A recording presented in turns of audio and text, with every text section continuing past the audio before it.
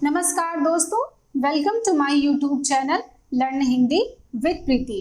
दोस्तों, जैसा कि आप देख रहे हैं कि आज हम समास के एक भेद अथवा समास के एक प्रकार जो है द्वंद्व समास, आज हम उसके विषय में चर्चा करने वाले हैं। तो सबसे पहले तो महत्वपूर्ण बात आप ये समझ लीजिए कि जिसको मैंने पहले भी बताया है कि आजकल परिभाषा से संबंधित भी प्रश्न पूछे जा रहे हैं। जैसे पूछ दिया जाता है कि द्वंद्व समास के विषय में कौन सा तर्क असंगत है अथवा द्वंद्व समास के विषय में कौन सा तर्क संगत है।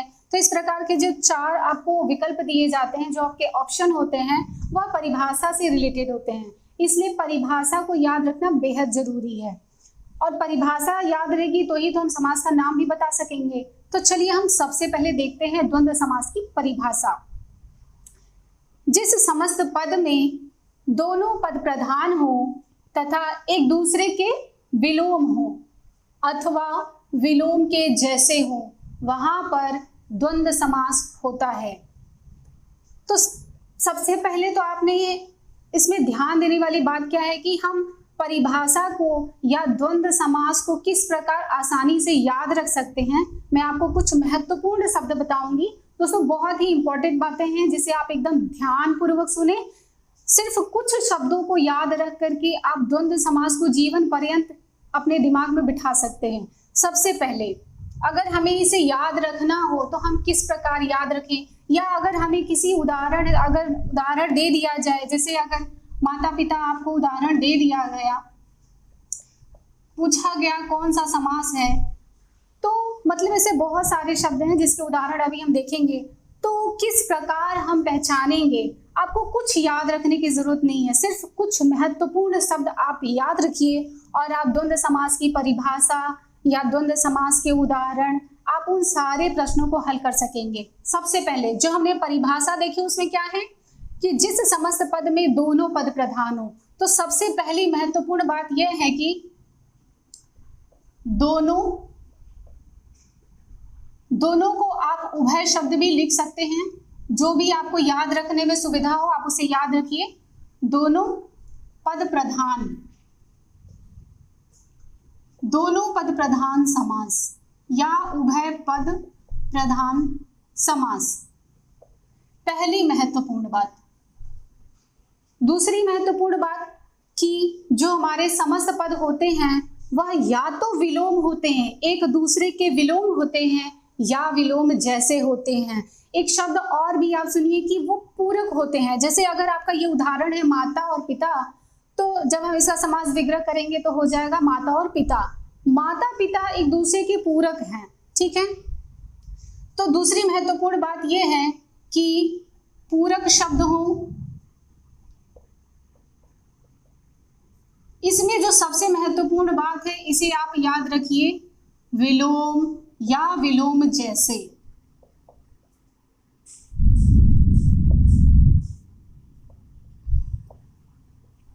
दोस्तों, द्वंद्व समास के विषय में हमें सिर्फ एक शब्द अगर याद है कि दोनों पद प्रधान अथवा विलोम या विलोम जैसे, अगर आपके दिमाग में विलोम शब्द भी है तो हम जो विलोम जैसे शब्द होते हैं वो भी विलोम के जैसे ही हमें प्रतीत होते हैं, बस थोड़ा सा अंतर होता है कि वो विलोम जैसे होते हैं। जैसे माता पिता विलोम नहीं है पर हमें प्रतीत होता है कि यह विलोम जैसा ही है। तो द्वंद्व समास को जीवन पर्यंत याद रखने के लिए सबसे महत्वपूर्ण जो आपको जानकारी है कि आप सिर्फ ये दो शब्द अगर याद रख लेते हैं कि दोनों पद प्रधान समास होते हैं, तो आप परिभाषा भी बता लेंगे और उदाहरण भी हम बहुत आसानी से समझ सकेंगे कि ये दोनों ही पद प्रधान होते हैं। प्रधान का मतलब मुख्य होते हैं, मेन होते हैं, दोनों एकदम समान महत्व वाले होते हैं। कोई पद किसी से गौड़ नहीं होता, किसी की इंपॉर्टेंस कम या ज्यादा नहीं होती है। दोनों ही पद समान इंपॉर्टेंस के होते हैं, समान महत्वपूर्ण शब्द होते हैं और वह शब्द विलोम भी हो सकते हैं अथवा विलोम के जैसे भी हो सकते हैं। तो हमें सिर्फ ये दो बातें याद रखनी है। अगर आपके दिमाग में द्वंद्व समास से संबंधित सिर्फ विलोम शब्द है तो विलोम जैसे भी आप देख सकेंगे। तो आप विलोम शब्द अगर आपके दिमाग में, अगर आप अपने मन में बिठा लिए कि द्वंद्व का मतलब सिर्फ विलोम ही होता है, विलोम जैसे भी होता है, तो आप प्रश्नों को बड़े ही आसानी से हल कर सकेंगे। एक महत्वपूर्ण बात, जो स्कूल टाइम से हम अपने दिमाग में बिठा के रखते हैं, इंक्लूडिंग मी, मैं भी इसी प्रकार पहले याद करके रखी थी, लेकिन जो मैं बताने जा रही हूँ उसको समझिए। द्वंद्व समास के विषय में हमारे दिमाग में सिर्फ एक बात, जैसे होता है ना, हम किसी चीज को ट्रिक के माध्यम से अगर याद करके रखते हैं तो हम अपने दिमाग में एक ट्रिक बिठा के रखे हैं कि ऐसे समस्त पद जो जिनके बीच में योजक चिन्ह होता है, योजक चिन्ह, जैसे ये योजक चिन्ह है, डैश का चिन्ह जिसे हम बोलते हैं, कि हम अपने दिमाग में बिठा रखे हैं शुरू से ही कि ऐसे समस्त पद जिनके बीच में योजक चिन्ह होता है वह द्वंद्व समास के अंतर्गत आते हैं। तो आज मैं आपको बताऊं कि यह जो योजक चिन्ह वाला जो कॉन्सेप्ट हम अपने मन में बिठा रखे हैं उसको एकदम भूल जाइए। वह कॉन्सेप्ट इसमें बिल्कुल काम नहीं करता है। ये एकदम निर्मूल, एकदम निराधार चीजें हैं जो हम शुरू से अपने दिमाग में बिठा रखे हैं कि ऐसे समस्त पद जिनके बीच में योजक चिन्ह जुड़ता है, योजक चिन्ह आता है, जो डैश का निशान आता है, तो वहां पर द्वंद्व समास होता है। ऐसा बिल्कुल भी नहीं है। देखिए, उदाहरण के थ्रू हम इसे समझने की कोशिश करते हैं। सबसे पहली बात तो ये कि आप द्वंद्व समास से संबंधित अगर अपने दिमाग में योजक चिन्ह बिठा रखे हैं तो उसको एकदम ही हटा दीजिए, एकदम साइड कर दीजिए, और उस योजक चिन्ह के स्थान पर आप विलोम या विलोम जैसे शब्दों को ध्यान में रखिए। विलोम और विलोम जैसे शब्द ही द्वंद्व समास के अंतर्गत आते हैं।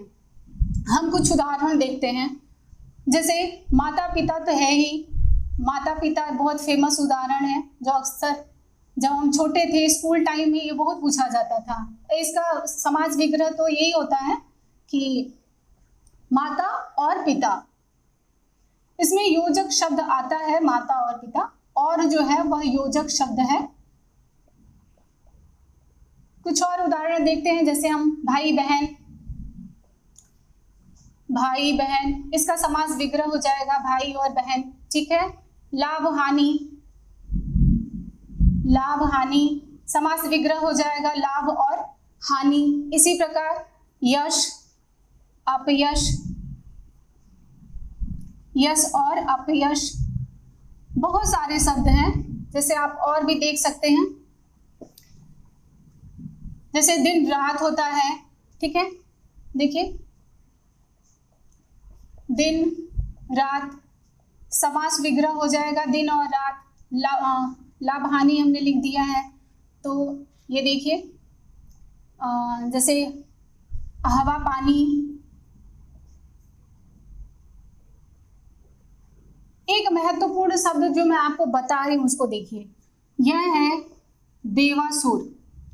मैंने जो आपको कहा कि आप योजक चिन्हों को अपने दिमाग से पूरी तरह से निकाल दीजिए कि ऐसे शब्द जिनके बीच में योजक चिन्ह आता है वह द्वंद्व समास के अंतर्गत होते हैं, वो बिल्कुल ही एकदम निर्मूल है, निराधार, उसका कोई आधार नहीं है।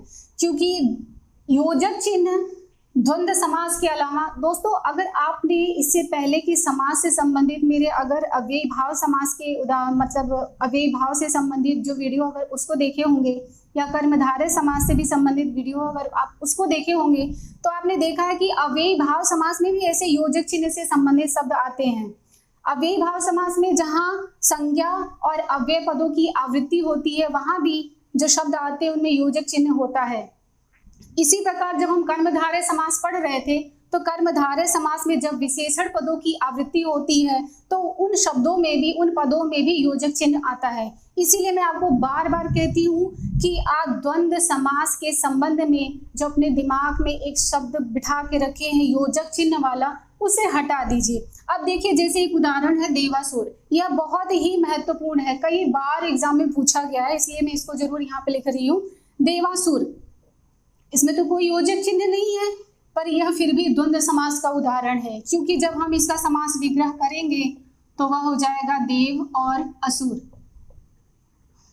अब देखिए, देव और असुर दोनों विलोम शब्द हैं, तो आपके दिमाग में विलोम शब्द या विलोम जैसे शब्द होने चाहिए, और दोनों पद ही प्रधान होते हैं, दोनों ही समान महत्व वाले होते हैं। कोई दोनों में से जो समस्त पद के, जैसे ये दोनों, ये जो पूरा समस्त पद है, इसमें यश का भी उतना ही इंपॉर्टेंस है जितना अपयश का। दोनों समान महत्व वाले शब्द हैं। माता पिता दोनों समान महत्व के समान महत्व रखते हैं, कोई किसी से कम नहीं है, किसी की इंपॉर्टेंस कम नहीं है, चाहे वो माता या पिता हो, भाई या बहन हो, लाभ या हानि हो, जो भी है, दोनों पदों की प्रधानता होती है। और वो जो दोनों समस्त पद होते हैं वह या तो विलोम होते हैं या विलोम जैसे होते हैं। इसलिए कह रही हूँ कि अपने दिमाग से वो योजक शब्द या योजक चिन्ह वाली बातों को दिमाग से हटाइए। योजक शब्द आते हैं जब हम इनका समास विग्रह करते हैं, जैसे हवा और पानी, तो और क्या है, योजक शब्द है। और, तथा, या, अथवा, इत्यादि, आदि, ये सारे हमारे योजक शब्द हैं जो आते हैं द्वंद्व समास में। इनका प्रयोग होता है जब हम समास विग्रह करते हैं। पर ये जो योजक चिन्ह वाली बातें उसको हटाइए दिमाग से, होता है पर हर समस्त पद में नहीं होता। इसीलिए कह रही हूँ कि योजक चिन्ह को याद रखने की बिल्कुल भी जरूरत नहीं है। आपको याद रखना क्या है कि दोनों पद प्रधान होते हैं और जो दोनों समस्त पद होते हैं वह विलोम होते हैं या विलोम जैसे होते हैं। तो दोस्तों उम्मीद करती हूँ आपको कि द्वंद्व समास की परिभाषा से संबंधित अब आपको कोई कंफ्यूजन नहीं होगा और आप गलती भी नहीं करेंगे। तो आप महत्वपूर्ण बातों को एकदम ध्यान से सुनिए। अब चलिए हम देखते हैं कि द्वंद्व समास के प्रकार। दोस्तों द्वंद्व समास के प्रकार भी होते हैं, हालांकि यह जरूरी नहीं है कि आपसे द्वंद्व समास के प्रकार पूछा जाए, लेकिन कुछ उदाहरण ऐसे हैं जो आ जाते हैं तो हमें पता होना चाहिए। द्वंद्व समास के भेद। दोस्तों विग्रह के आधार पर, विग्रह के आधार पर, देखिए विग्रह के आधार पर द्वंद्व समास के 3 महत्वपूर्ण भेद हैं। पहला है इतरेतर द्वंद्व, दूसरा है समाहार द्वंद्व,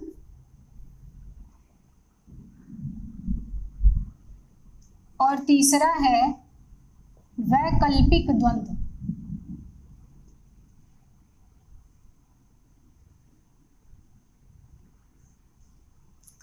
देखिए द्वंद्व समास के 3 महत्वपूर्ण भेद हैं और वह विग्रह के आधार पर हैं। तो विग्रह के आधार पर द्वंद्व समास 3 भेद हैं, इतरेतर द्वंद्व, समाहार द्वंद्व और वैकल्पिक द्वंद्व।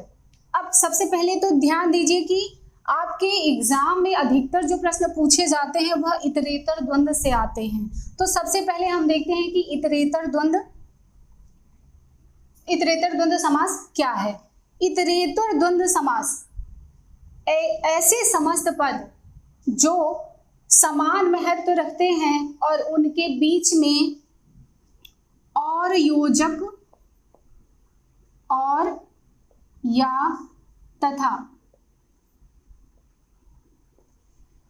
इतरेतर द्वंद्व समास में 2 समान महत्व रखने वाले शब्द जो जुड़ते हैं वो और या तथा, अधिकतर और शब्द ही जुड़ता है कि जब हम उनका समास विग्रह करते हैं, ऐसे समस्त पद जिनका विग्रह करते समय वो और योजक चिन्ह से और योजक शब्द से जुड़ते हैं वह इतरेतर द्वंद्व के अंतर्गत आते हैं। तो आप देख रहे हैं कि हमने अब तक जितने उदाहरण लिए वो सारे इतरेतर द्वंद्व के ही हैं। तो जो भी शब्द होता है समस्त पद, जब उसका विग्रह हम करते हैं तो उनके बीच में और योजक शब्द जुड़ता है। जैसे हमने जितने भी उदाहरण लिए वो मैं पहले ही बता रही हूँ कि सारे इतरेतर द्वंद्व के ही हैं। तो हम उदाहरण भी यहाँ पे लिख भी सकते हैं कि राम लक्ष्मण, जब हम इसका विग्रह करेंगे तो राम और लक्ष्मण ये और योजक शब्द से जुड़ते हैं। तो इतरेतर द्वंद्व को पहचाने, अगर ऐसा कोई जब से अगर आपसे पूछा जाए कि इतरेतर द्वंद्व समास का उदाहरण कौन सा है, तो उसको पहचाने का तरीका यही है कि जब हम उसका समास विग्रह करेंगे तो वह पद जो है वह और योजक, मतलब ये और या तथा दोनों में से कोई भी योजक शब्द होता है जिसके द्वारा यह समस्त पद जुड़ता है। राम लक्ष्मण, राधा कृष्ण, इसी प्रकार लव कुश। तो देखिए ये जो जब हम इनका समास विग्रह करेंगे तो राम और लक्ष्मण, राधा और कृष्ण, लव और कुश इस प्रकार के होंगे। अब देखिए समाहार द्वंद्व। समाहार द्वंद्व ऐसे शब्द होते हैं, ऐसे समस्त पद होते हैं जो अपना अर्थ बताने के साथ साथ उसी प्रकार के अन्य शब्दों का भी अर्थ बता देते हैं। और इनके अंत में जब हम इनका समास विग्रह करते हैं तो अंत में आदि या इत्यादि योजक शब्द आते हैं। जब हम इनका समास विग्रह करेंगे तो अंत में एकदम लास्ट में, जैसे राम और लक्ष्मण के बाद अगर कुछ आता है तो इस समाहार द्वंद्व को पहचानने का तरीका यह ट्रिक है कि ऐसे शब्द जो अपना अर्थ बताने के साथ साथ उसी प्रकार के कुछ अन्य पदों के भी अर्थ बताते हैं और उनके अंत में आदि या इत्यादि योजक शब्द जुड़ता है। जैसे आप उदाहरण देख लीजिए, दाल रोटी, जब हम इनका समास विग्रह करेंगे तो ये क्या हो जाएगा, दाल रोटी आदि। ठीक है, इसी प्रकार आप देखिए रुपया पैसा, रुपया पैसा आदि, घर द्वार, घर द्वार आदि, बहु बेटियां, बहु बेटियां आदि। तो इस प्रकार समाहार द्वंद्व को पहचानने का ये तरीका है कि जब इनका समास विग्रह किया जाता है तो यह अपना अर्थ बताने के साथ साथ उसी प्रकार के कुछ अन्य पदों के भी अर्थ बताते हैं और इनके अंत में आदि या इत्यादि शब्द जुड़ता है। तो जैसे है कि दाल रोटी, जब हम इसका समास विग्रह करेंगे तो दाल रोटी आदि। इसी प्रकार रुपया पैसा आदि, घर द्वार आदि, बहु बेटियां आदि। ठीक है, अब जो हमारा है वैकल्पिक द्वंद्व। वैकल्पिक द्वंद्व, इसमें दो विरोधी भाव के या विलोम जैसे शब्द इसमें आते हैं। ये क्या है कि जो समस्त पद होते हैं वह विलोम शब्द होते हैं या विरोधी स्वभाव के होते हैं और इनका जब हम समास विग्रह करते हैं तो या शब्द इनके बीच में आता है। जब हम इनका ऐसे समस्त पद जिनका जब हम समास विग्रह करते हैं तो उनके बीच में या उनके मध्य में या बीच में या शब्द आता है। जैसे आप कुछ उदाहरण देखिए, थोड़ा बहुत, थोड़ा बहुत, जब हम इसका समास विग्रह करेंगे तो ये जाएगा थोड़ा या बहुत। इसी प्रकार कम या ज्यादा भी हो सकता है। ठीक है, पाप पुण्य, पाप पुण्य, समास विग्रह हो जाएगा पाप या पुण्य। इसी प्रकार छोटा बड़ा, समास विग्रह हो जाएगा छोटा या बड़ा। तो ये आप देख लीजिए, हम लिख सकते हैं इसको पाप या पुण्य, छोटा या बड़ा। तो दोस्तों आप इन कुछ, मैंने कहा ना कि कुछ शब्द ही सिर्फ याद रखने हैं। जैसे आपको द्वंद्व समास के विषय में सिर्फ ये याद रखना है कि समास, द्वंद्व समास में दोनों जो पद होते हैं, समस्त पद के जो पूर्व पद और उत्तर पद दोनों पद प्रधान होते हैं, दोनों ही समान महत्व रखते हैं और वह समस्त पद या तो विलोम होता है या विलोम के जैसा होता है। अब अगर समास के द्वंद्व समास के भेद को याद रखना है तो आप इतरेतर द्वंद्व, समाहार द्वंद्व, वैकल्पिक द्वंद्व, और ध्यान रखिए कि ये जो प्रकार है वह विग्रह के आधार पर है। तो इतरेतर द्वंद्व में जब हम समान महत्व के दो शब्दों का विग्रह करते हैं तो उनके बीच में और या तथा यह योजक शब्द जुड़ता है। समाहार द्वंद्व में ऐसे पद जो अपना अर्थ बताने के साथ साथ उसी प्रकार के कुछ अन्य पदों का भी अर्थ बताते हैं और इनका समास विग्रह करते समय इनके अंत में आदि या इत्यादि शब्द जुड़ता है।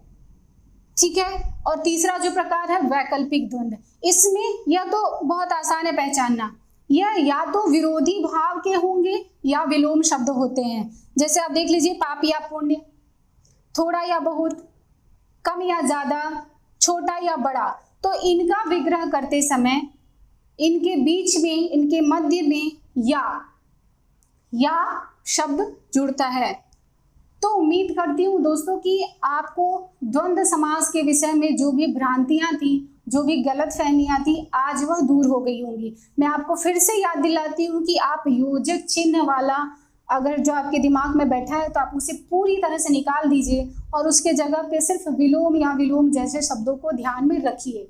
ठीक है, तो इससे अगर आपके दिमाग में द्वंद्व समास से संबंधित अगर दोनों पदों की प्रधानता और विलोम शब्द हैं तो आप परिभाषा भी पूरी तरह से समझ पाएंगे। और कोई भी उदाहरण होगा तो आप, जैसे ये देवासुर टाइप के हैं, देखिए आप थोड़ा सा अपना दिमाग लगाइए, थोड़ा सा सोच के देखिएगा। विलोम या विलोम, जैसे मानती हूँ कि एग्जाम में समय कम होता है और हम बहुत जल्दबाजी में होते हैं, लेकिन हमको थोड़ा सा तो एकदम कॉन्सेंट्रेट करके देखना है। जैसे ही देव और असुर आप देखेंगे, इस तरह के जो भी शब्द होंगे तो आप देखेंगे कि देव और असुर एक दूसरे के विलोम शब्द हैं। आकाश पाताल जो भी विलोम शब्द हैं या विलोम के जैसे प्रतीत हो, तो भले उनके बीच में योजक चिन्ह ना हो पर वह द्वंद्व समास के अंतर्गत आते हैं। तो दोस्तों उम्मीद करती हूँ कि द्वंद्व समास आज आपको क्लियर हो गया होगा। नेक्स्ट वीडियो में हम फिर मिलेंगे समास का किसी अन्य भेद के साथ। तब तक के लिए वीडियो देखते रहिए, शेयर कीजिए और मेरे चैनल को सब्सक्राइब कीजिए, बेल आइकन प्रेस कीजिए। उसके बाद अपना ध्यान रखिए। तब तक के लिए बाय बाय दोस्तों।